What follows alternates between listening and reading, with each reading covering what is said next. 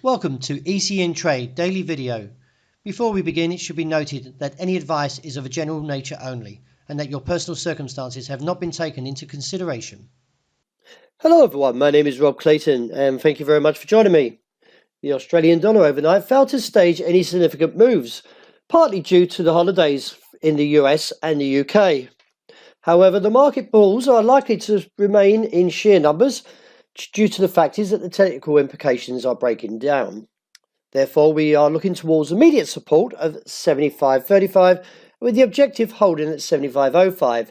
Now, it is a break from there that the downward journey will open further towards a region of 74.45 and then the objective of 73.75.85, which I still feel can be and will be contested. Any advances towards the top side sees resistance still at 76 figure 25 and also as a potential sell zone.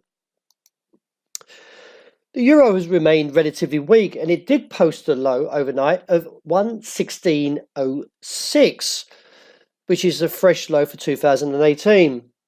With the dollar index also strengthening overnight, it did post a fresh high of 94.42, which was last seen around early November 2017. With the technical outlook still remaining oversold, there's still enough room for both markets, US first of all, to reach its objective of 95, which is only 60 points away. This in turn would see the euro challenge the level of 115.75 and reassess from there.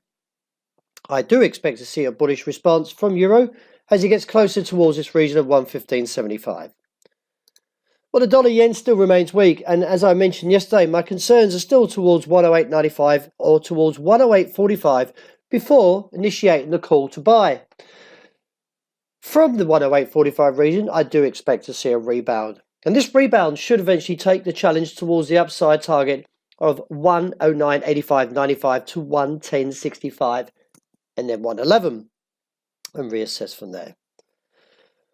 Well, with the pound being absent overnight, mainly as it takes a break for the spring bank holiday, is that we're still hovering over the 133 level with the support, as I'm calling now, as a buy zone from 132.40. As long as we maintain above that level, then I do expect to see further gains to the pound and look towards a region of 134.45 as an objective.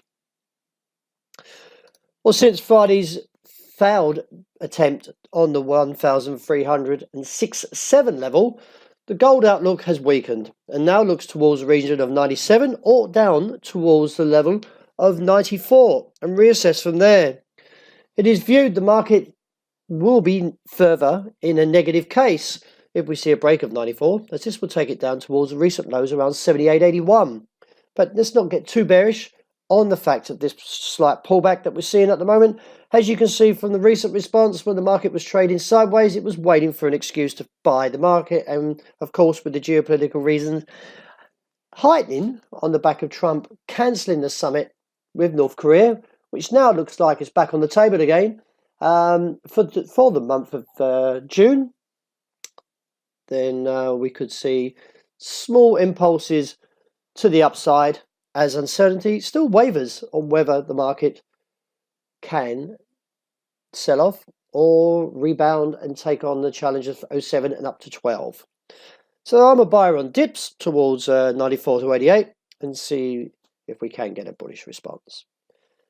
Well, yesterday the market sold off another 2.5%, and however, though, has found support from the uptrend, which isn't a surprise that this uptrend does go back a significant way. And while intact at 65, we should see a rebound. But from the technical point and how this market plummeted, a break of 65 would open towards $62 a barrel. Reassess from there. Resistance on the day now seen at 67.5 and firm at 68.25. So that wraps up for today. Thank you very much for joining me. And as always, look out for the intraday report, and I hope you enjoy the rest of the day that's ahead.